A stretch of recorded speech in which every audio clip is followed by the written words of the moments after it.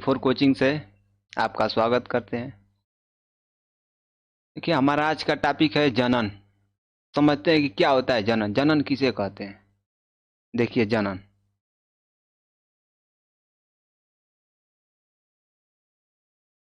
English में कहते हैं रिप्रोडक्शन।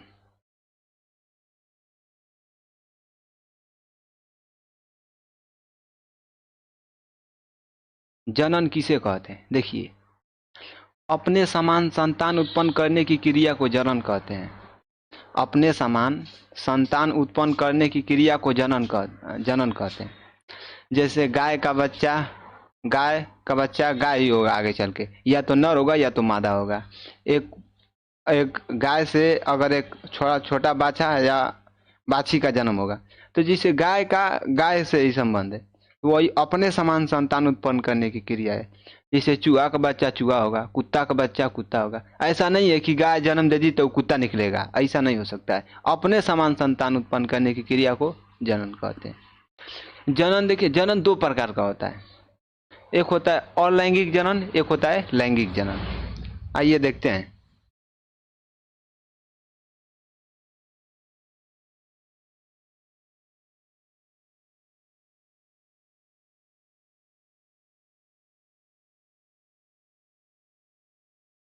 अलैंगिक जनन और दूसरा होता है लैंगिक जनन। लैंगिक जनन और लैंगिक जनन, इसको कहते हैं एसेक्सुअल। एसेक्सुअल रिप्रोडक्शन, इसको कहते हैं सेक्सुअल रिप्रोडक्शन। और लैंगिक जनन एसेक्सुअल रिप्रोडक्शन, लैंगिक जनन सेक्सुअल रिप्रोडक्शन। देखिए, समझते हैं अलैंगिक जनन किसे कहते हैं। देखिए, जनन की वह प्रक्रिया जिसमें केवल एक जनक की आवश्यकता हो। मैंने जनन की वह प्रक्रिया, जनन तो बता ही दिए कि अपने समान संतान उत्पन्न करने की क्रिया को जनन कहते हैं। अब समझेंगे अलैंगिक जनन। जनन की वह प्रक्रिया जिसमें केवल एक जनक की आवश्यकता हो, अर्थात नर और मादा में दोनों में से सिर्फ केवल एक की आवश्यकता हो। सिर्फ नर भी जनन कर सकता है और सिर्फ मादा भी जनन कर सकती है। तो अलैंगिक जनन, इसमें नर और मादा, इन दोनों में केवल एक की आवश्यकता होती है। या तो नर की या तो मादा की, दोनों में से केवल एक भी जनन कर सकते हैं। जैसे देखिए, अमीबा। अमीबा में क्या होता है कि अमीबा में द्विखंडन की क्रिया होती है। अमीबा एक होता है, धीरे धीरे दो भागों में टूट जाता है, तो एक से दो हो जाते हैं। और लैंगिक जनन, लैंगिक जनन किसको कहते हैं? जनन की वो प्रक्रिया, जनन की वो प्रक्रिया जिसमें नर और मादा दोनों भाग लेते हो, अर्थात दोनों जनक की आवश्यकता होती है। कहीं कहीं आपको बताया जाता है कि जनन की वह प्रक्रिया जिसमें अलग अलग लिंग वाले जीवों की आवश्यकता होती है। मतलब एक नर तो एक मादा, अलग अलग लिंग वाले हो गए। तो वही बात कि जनन की वह प्रक्रिया जिसमें नर और मादा दोनों भाग लेते हैं, वह लैंगिक जनन कहलाता है। तो इसमें नर और मादा दोनों की आवश्यकता होती है। और अलैंगिक जनन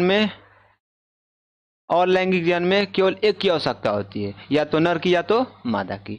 और लैंगिक जनन का कई ठो प्रकार होता है। द्विखंडन, बहुखंडन, मुकुलन, पुनरुद्भवन, उसके बाद कायिक जनन। लैंगिक जनन में बस नर और मादा की आवश्यकता होती है। इसमें नर नर से मिलता है नर युग्मक,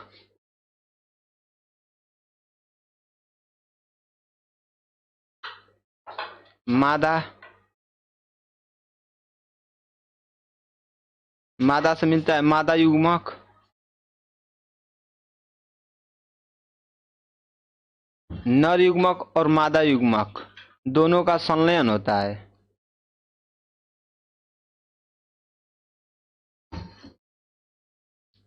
जब संलयन होगा, इस क्रिया को बोलते हैं निषेचन।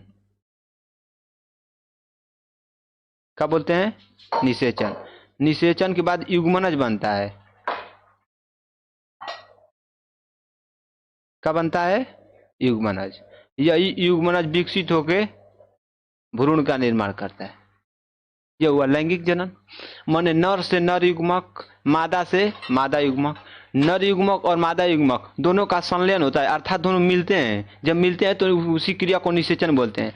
निषेचन के बाद युग्मनज का निर्माण होता है। युग्मनज से धीरे धीरे भ्रूण विकसित हो जाता है।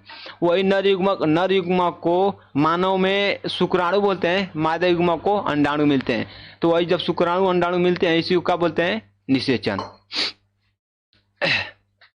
के बाद युग्मनज का निर्माण होगा, युग्मनज से भ्रूण विकसित होगा। बस आशा करता हूँ यह वीडियो समझ में आया होगा। अगर थोड़ा भी जानकारी मिली होगी तो लाइक करिएगा, चैनल को सब्सक्राइब करिएगा। जय हिंद।